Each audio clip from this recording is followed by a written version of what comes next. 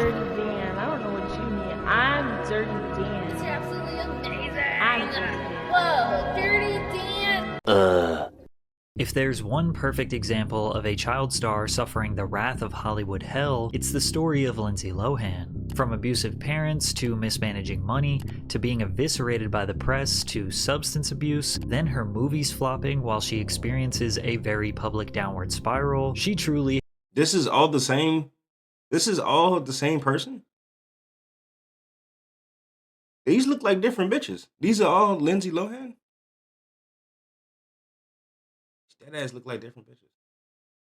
has experienced every element of the child star curse. Then again, her own inexcusable behaviors and reckless lifestyle have genuinely put her and others in danger. At some point, adults can't just blame their past for their How does she keep changing her face? What the fuck? She's definitely a chameleon. She's one of them reptilians that like run the world or whatever. Like, cause like ain't no fucking way. She looked different as hell in all those mugshots. current mistakes. When you learn Lindsay's story, you won't be sure to feel bad for her, hate her, And not or just 'cause feel of the hair genuinely color. confused how her reality stretched so far from the redheaded Those will do 2000s that. pop culture queen. That's Lindsay's true. story begins just like most child Ew, stars. damn. Everything is seemingly perfect to the public, but behind the scenes is an entirely different reality. Lohan grew up on Long Island, New York. At 3 years old, Lindsay's parents, Michael and Dina, thrusted their daughter into the spotlight and signed her to Ford Models, a prominent modeling agency based in Paris with several studios across the US. As a child model, Lindsay posed for brands like Calvin Klein Kids and Abercrombie. She also appeared in over 60 television commercials for brands like Pizza Hut and Wendy's, as well as a Jell-O spot with Bill Cosby. Not even old enough to attend kindergarten A Jello spot with Bill Cosby. and Wendy's, as well as a Jell-O spot with Bill Not my nigga Bill Cosby. That's kind of crazy. Cosby. Not even old enough to attend kindergarten, Lindsay balanced work with a normal childhood that was unfortunately consumed by conflict as her parents' on and off again relationship presumably made life more difficult for their Fucking mom looks zoinked out. She's for sure high as shit. This is not like a normal white person smile. This is, yeah, I just did like 3 rails off of fucking,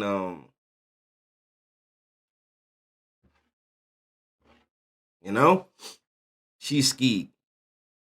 I ain't talking about, you know what I'm saying, snow, but she skied.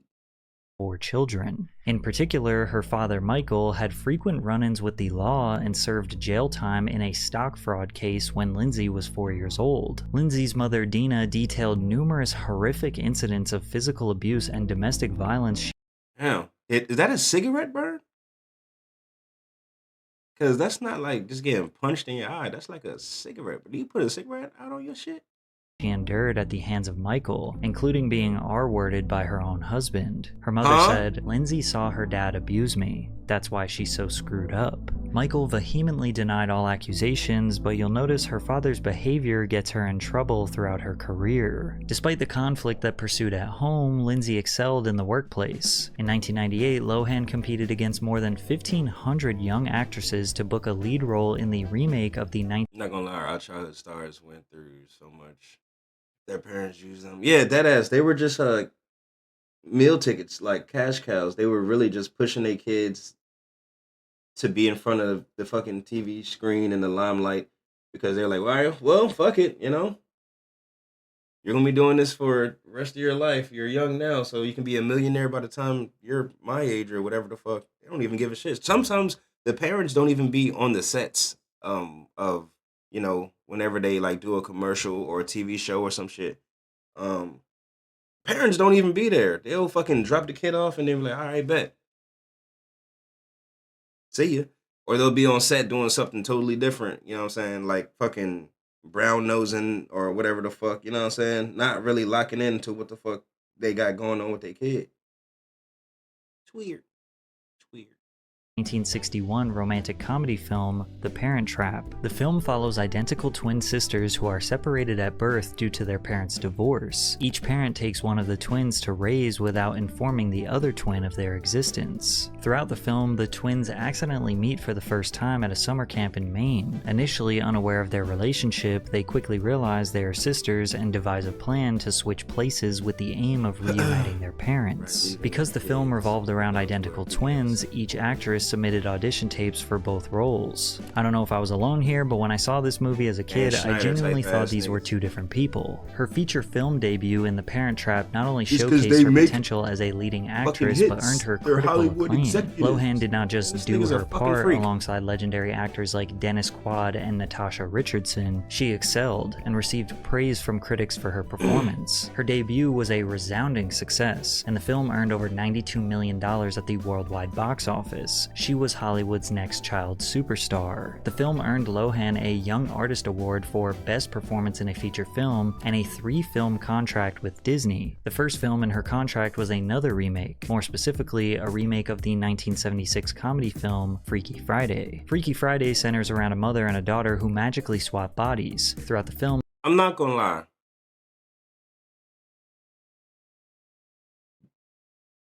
Freaky Friday was kind of a good movie. I'm not gonna lie. Freaky Friday was kind of good. I did like that movie.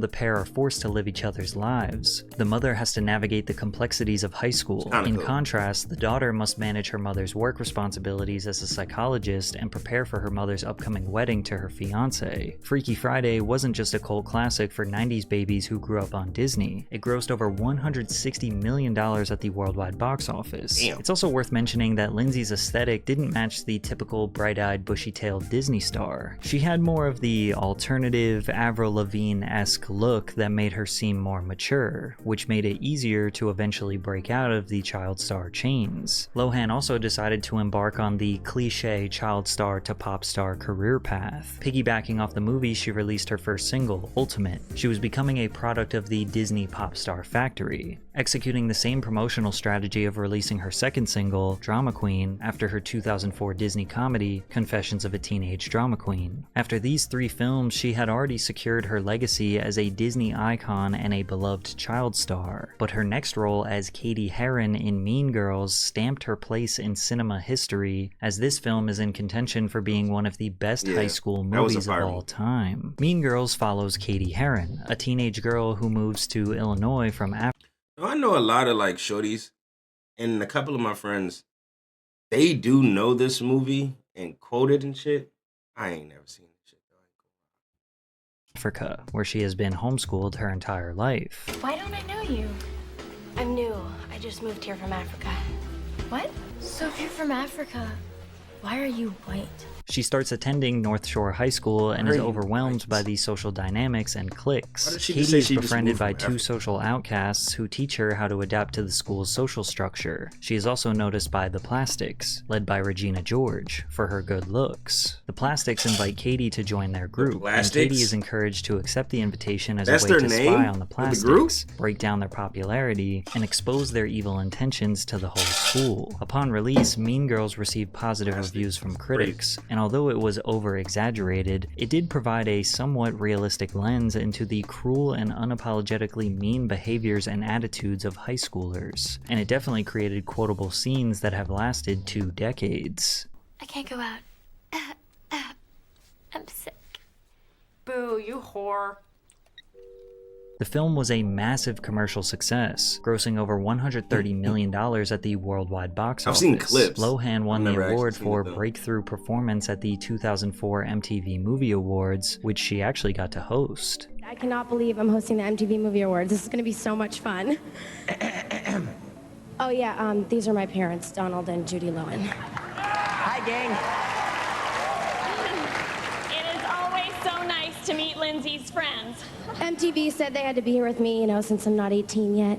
She's the youngest host they've ever had. Lindsay Lohan was on top of the world. At age 17, she was already doing cover shoots with headlines that read, "Why is America falling in love with Lindsay Lohan?" She even got to host Saturday Night Live. Lindsay was in the prime of her career, and although we probably remember her as being extremely popular and relevant for many years, her dominance only lasted roughly from 2003 to 2006 as her commercial success and public perception would start to spiral out of control. Her troubled household in New York seemed to reach a tipping point. Just before hosting the MTV Awards, her father, Michael Lohan, age 42, was accused of striking his brother-in-law, Matt Sullivan, at a first communion party at the family's home in Merrick, New York.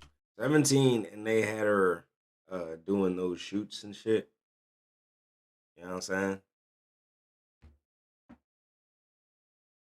Her father was arraigned in First District Court in Hempstead on charges of second-degree assault and aggravated harassment. He maintains that Sullivan was drunk and responsible for the fight. A few days later, her father was due in a Manhattan courtroom to face similar charges in an unrelated case for allegedly beating up a city sanitation worker. That same month, Michael was arrested and charged with theft of services after allegedly skipping out on a $3,800 bill at a hotel. These incidents further placed a spotlight on Lindsay, who was unfairly held accountable for her father's actions. But in July of 2004, Lindsay officially turned 18 and moved to Los Angeles by herself. Instead of buying a house, she used her multi-million-dollar movie earnings to live in hotels, spending 1 year at the Hollywood Roosevelt, followed by 2 years and 2 suites at the Chateau Marmont. And these rooms cost hundreds, maybe thousands of dollars per night. She was easily spending upwards of $1 million per year to live in hotels. Lindsay said, "I didn't want to be alone, so whatever I needed, I could just go downstairs and there were people there." She now recognizes the unhealthiness of that. A combination of being a misguided teenager with millions of dollars while struggling with the trauma of her parents was a recipe for disaster. The early 2000s was also notorious for sexualizing young female stars. A Brentian Medicine, a Brentian Medicine, a Brentian Medicine. The magic isn't happening. I'm going to disagree with you. 1 month after her 18th birthday, she landed the cover of Rolling Stone with the headline, "Hot, Ready, and Legal." After she turned 18, she immediately began doing scantily clad photo shoots and being praised for her good looks. This was definitely a strange dichotomy. These niggas couldn't fucking wait. Jesus. They could not fucking wait.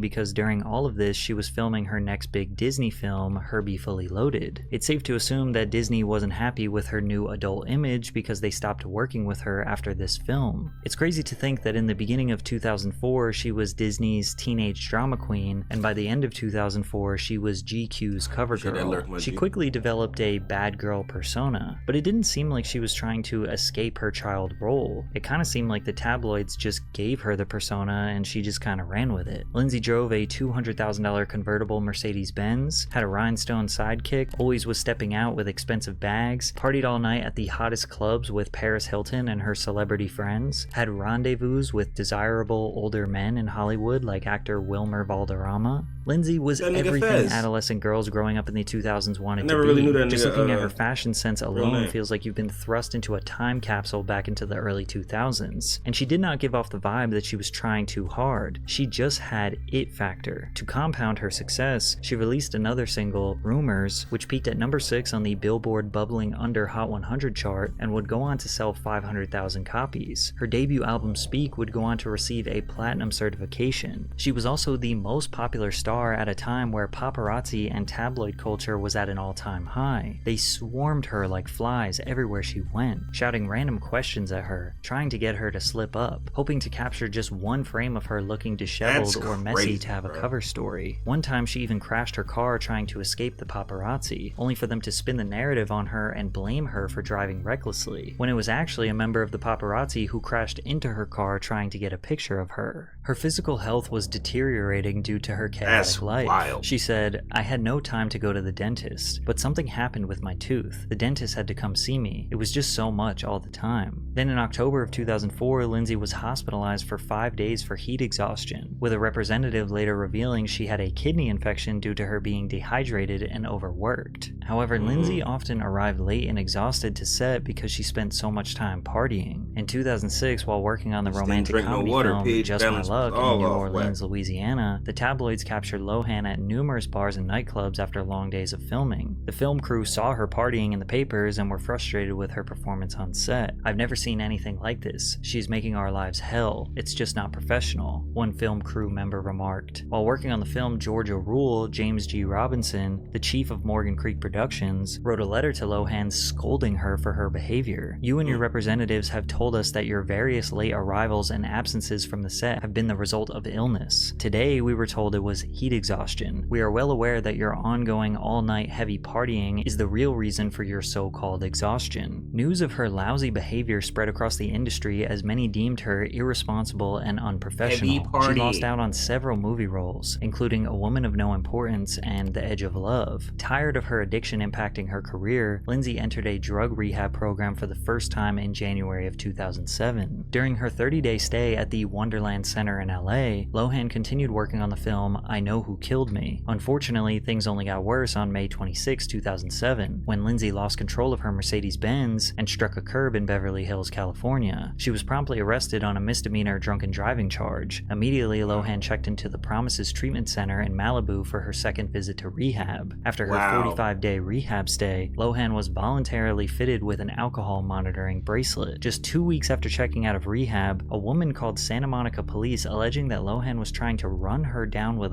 Like, nigga, you get out of rehab, drink, get in your car, hit a curb, go right back into rehab. 45 days. I can't help but think, like, if she was black and maybe not famous, she kind of would have went to jail. a car. The police arrested Lindsey once again and charged her with drunken driving, cocaine possession, and driving with a suspended license. Okay, well, never mind. Bet. All right, I'm about to say, so this bitch ain't getting no type of, like, real law repercussions? Say that, though. Important to remember that even when she was attending AA meetings and attempting to do the right thing, she was still being hounded by paparazzi. Just look at them waiting for her after she leaves an AA meeting. Get out of the way! Look out! Get out of the way! Get out of the way! And then the other meeting. Okay. That's wild. You missed Riley yet? Yeah, that's crazy as shit. These niggas are poachers. Let her go!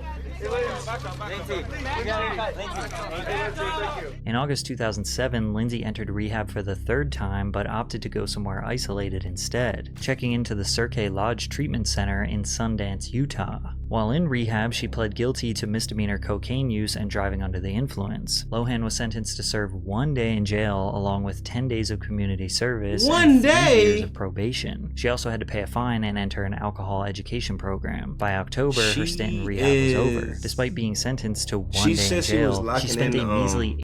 She had to finish some work by 5:30, and it is actually 5:39, almost 5:40 her time. So she's probably finishing up work, I'm assuming. 84 minutes in a Los Angeles County jail due to what the sheriff described as jail overcrowding. As if her legal trouble and reputation weren't bad enough, all of her films after 2007 either bombed commercially or received overwhelmingly negative reviews. Her career was almost at the point of no return and she had to get clean. In 2008, she managed to stay out of trouble. Well, besides saying this about Barack Obama. I knew you were a really big Obama supporter, so tell me what that night meant for you. It was really exciting. It was such a, it's an amazing feeling. It's our first, co-president. Paparazzi and gossip sites knew she was a ticking time bomb, and they did whatever they could to be the first to report it. Hello, gorgeous! Lindsey, how you doing, gorgeous? Any thoughts about the image? Hold up till I tell you, okay? Hold up. You're gonna go up right there. Lindsey, my battery pack is going out. We're gonna move her up.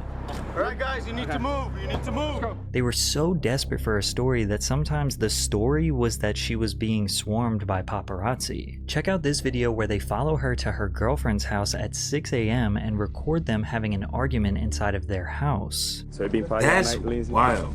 You gonna stalk Samantha right now? You're disgusting. Stop it. Mind your own business. That's crazy.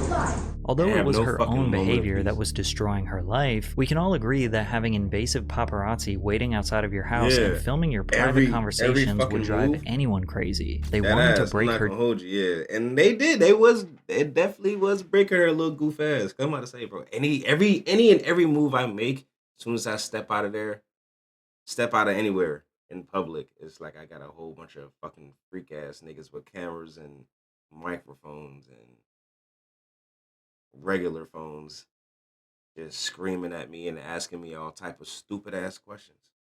Her down for That's their crazy. own benefit, and that's exactly what would happen. In October of 2009, a Beverly Hills judge extended her probation because Lohan had not been attending her required alcohol counseling program. On May 20th of 2010, Lindsey, who had attended the Cannes Film Festival in France, missed a required court appearance claiming she had lost her passport. Although the judge issued an arrest warrant, it was withdrawn after Lohan's representative posted her $100,000 bail. The hearing was scheduled for July 6th, where a judge ordered Lindsey to serve 90 days in jail for missing alcohol counseling sessions in violation of her probation. Lohan also had to spend 90 days in a drug and alcohol rehab program after her jail term ended. The video of her receiving her sentence and breaking down went viral. 30 days in jail on the first DUI case consecutive, and 30 days in jail on the second DUI case consecutive. That's 90 days in jail. The court is also going to order Dr. Sharma, or appoint Dr. Sharma and Malinak. Photos later surfaced of her in court with the words "you" painted on her fingernails. On July 20th, Lindsey began her sentencing at the Linwood Correctional Facility, but would be released after less than 2 weeks behind bars. Her mugshot became an iconic pop culture moment as she would become the original mugshot shawty. She began her court-ordered rehab only to be released after 23 days instead of the instructed 30. Less than a month later, Lindsey revealed to her supporters on Twitter that she failed a recent drug test but was working hard to overcome her drug addiction. Regrettably, I did in fact fail my most recent drug test, and if I am asked, I am prepared to appear before Judge Fox next week as a result. A probation report released later revealed that the drug test failure involved cocaine and amphetamines. Lohan returned to court on September 24th, where the judge ordered the preliminary revocation of her probation. Lindsey seemed defeated as deputies cuffed her hands behind her back and walked her out of the Beverly Hills courtroom. She'd be thrown in jail again, but was released that night after another judge overturned the decision and granted a $300,000 bail. Are you noticing a pattern here? Yes. Less than a month later, Lindsey reportedly visits the Comofi & Company jewelry store, where she walks out with a necklace valued at $2,500 around her neck before a store clerk calls the police to report it missing. Upon investigation, one of Lohan's associates hands the necklace to the police. The bitch go to jail. The judge overturns. They pay him off or whatever. Judge overturns the shit. Set out a gross amount for the bail. She's back on the streets. Doing the same shit, rinse and repeat. Oh, I notice a pattern. Oh, I notice it. Oh, thanks. I'll be right. I forgot about that. See, told you I was at the store for real. I was really gone. I was really there.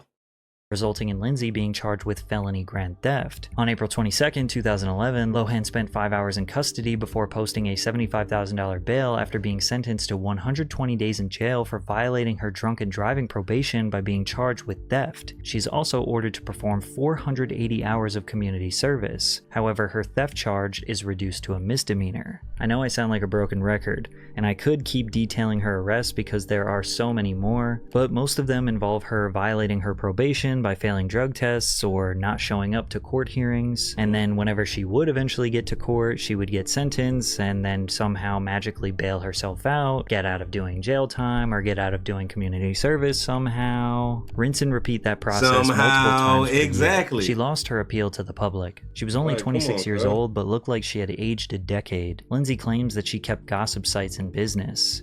A little bit about me.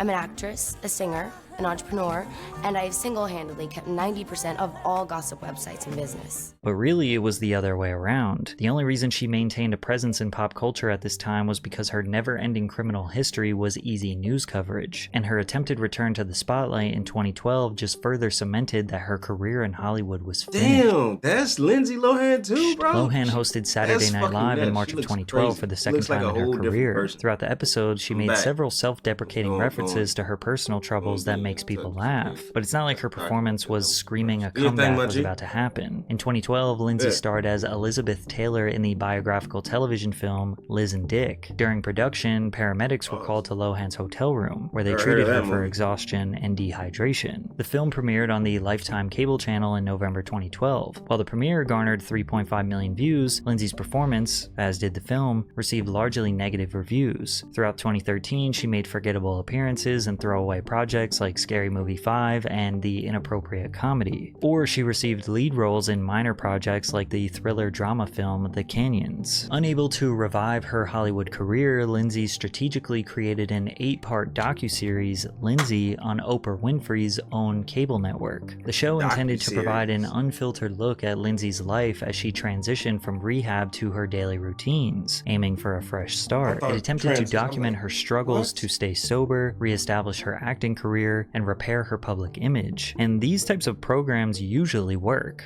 People feel bad for celebrities as they discuss their deepest vulnerabilities on camera for millions to criticize. They're so brave for doing that, people usually say. But it didn't work for Lindsay. The ratings for this docuseries dropped substantially with each episode, as Variety described the series as boring, claiming that Oprah and Lohan were using each other for content. Are you an addict? Yeah. And what is it you are addicted to? What is your drug of choice or drugs of choice? Alcohol. Yeah. Because that in the past was a gateway to other things for me. Other things like? I'd never abused, I tried cocaine with alcohol. And I'd never That's done when those you were things arrested the without first time, correct?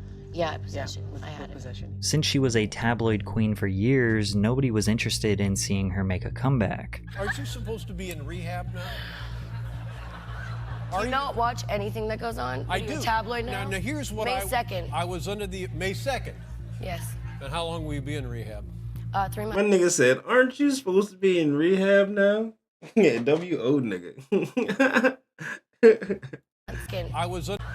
Her make a comeback. Aren't you supposed to be in rehab now? Do you not watch anything that goes on? I Are do. you a tabloid now? Now here's what May 2nd. I was under the May 2nd. Yes. And how long will you be in rehab? 3 months. How many times have you been in rehab? Several. And how will this time be different? What are they rehabbing, first of all? What is on their list? What are they going to work on when you... That's a great question. I like this nigga, bro. He asking, see, you know what I'm saying? He asking what really needs to be asked. So what are they rehabbing? What are they rehabilitating? Nigga, you live there, basically. What do they do for you? Because you keep going back. And the object of rehabilitation is to stop doing what you've already been doing so you don't have to go back. Not just go back and live there, you know? So, I fuck with him for saying that. I'm not gonna lie. Walk through the door.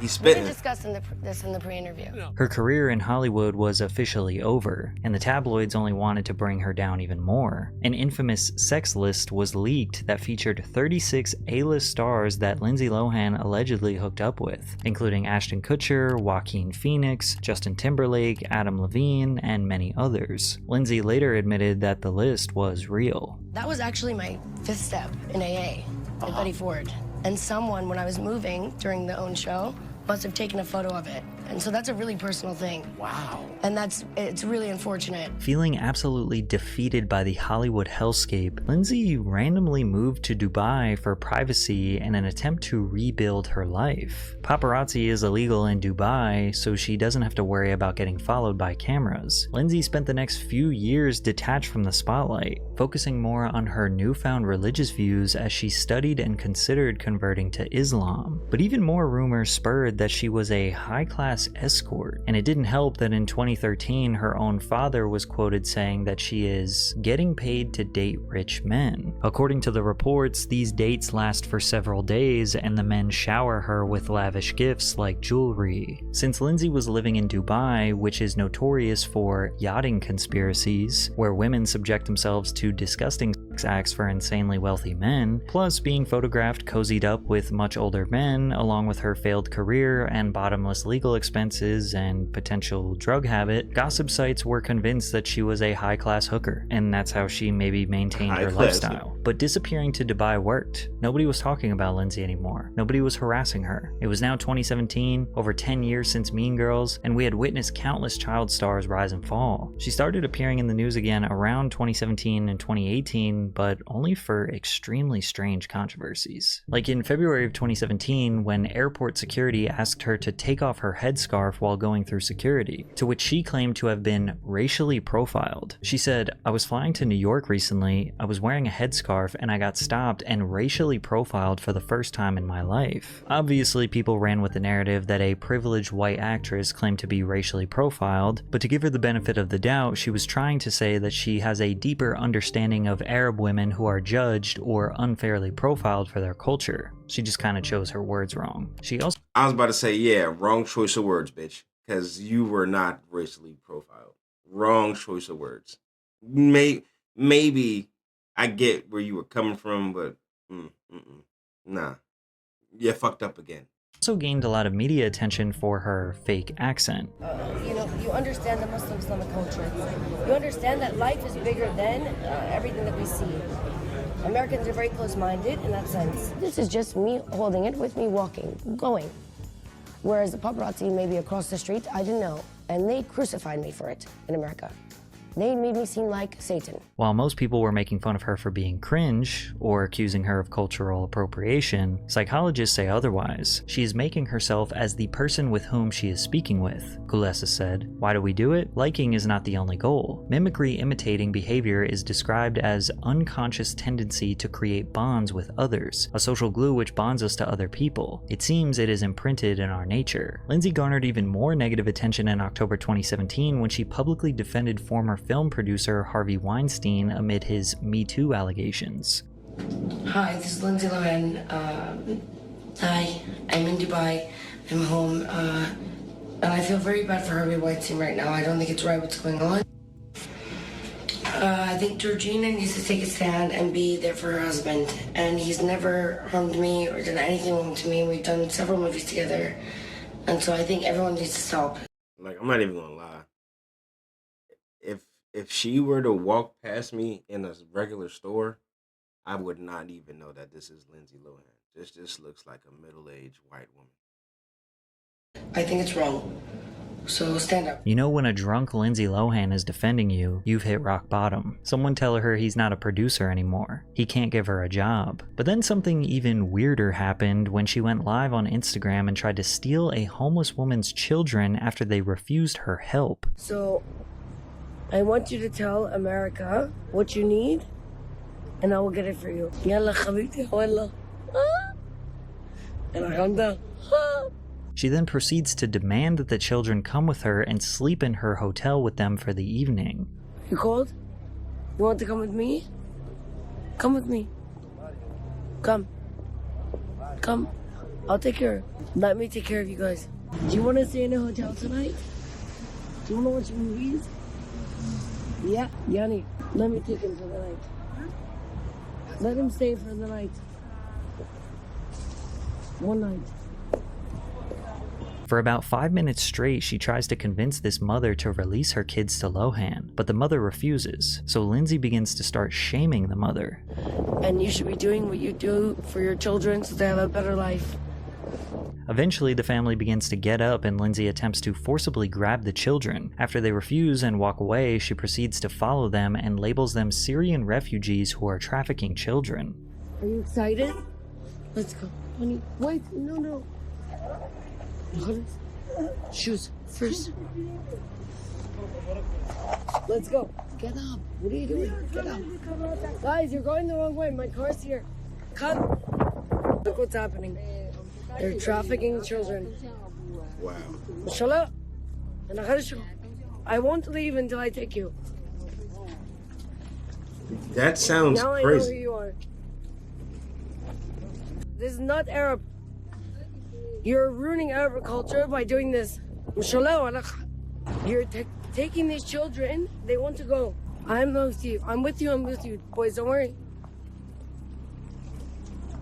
The whole world is seeing this right now. I guess it seems like her heart was in the right place, but it's odd that she would assume a mother would just give her children up to a stranger. And while most people expected Lindsey to just fade into her irrelevance, live her life in the Middle East, and only pop up when she has random, strange controversies, she actually made an unexpected comeback. MTV gave her a reality show because their network was on the brink of shutting down and they were grasping at straws trying to get views. Lindsay Lohan's Beach Club focuses on Lindsay as she manages her new beach club in Mykonos, Greece, and follows the lives of the staff hired to work there. During the filming of this show, she went viral for her dancing on stage at a bar, which became a trend on social media coined the #DoTheLilo challenge. This was the most positive press she received in years. She also became a panelist on the Australian edition of The Masked Singer. Lohan was slowly introducing herself back into the mainstream media and seemed much healthier than she had been in the past couple of years. She got a huge lucky break when the biggest network in present-day media, Netflix, approached her to star in one of the studio's annual Hallmark Christmas films. In May of 2021, Netflix announced Lindsay's major return to acting by starring in a Christmas romantic comedy about a spoiled heiress who loses her memory following a skiing incident. She spends the holidays cared for by a down-on-his-luck widower and his daughter. Falling for Christmas was Lindsay's first time starring in a lead role for a major production in several years. For the first time in a long time, Lohan appeared in a magazine not to discuss her troublesome past, but to promote a film she felt passionate about helping create. Rolling Stone called Falling for Christmas a formulaic film that reminds audiences what made Lohan a movie star in the first place. After the release, the filmmakers talked about working with Lohan, saying, "She's such an amazing actress and comedian, and it was really fun working with her. She's really prepared and very professional," along with landing a number of magazine covers. In March of 2022, Lohan reportedly signed a deal to star in 2 more films for Netflix. That same month, Lindsay announced her pregnancy in an Instagram post with the caption, "We are blessed and excited." Lindsay and her husband welcomed their son in July of 2023. The first film of Lohan's 2-picture deal with Netflix was the romantic comedy Irish Wish, where the director also spoke highly of her work ethic. She is very involved in the story and is really communicative. She's really easy to work with that way. She seems to be taking her comeback seriously this time, and putting in the work to prepare her reputation. Lohan's second upcoming film with Netflix, Our Little Secret, is scheduled to Whoa, she looks crazy. I know you can't see because I'm in the way, but like.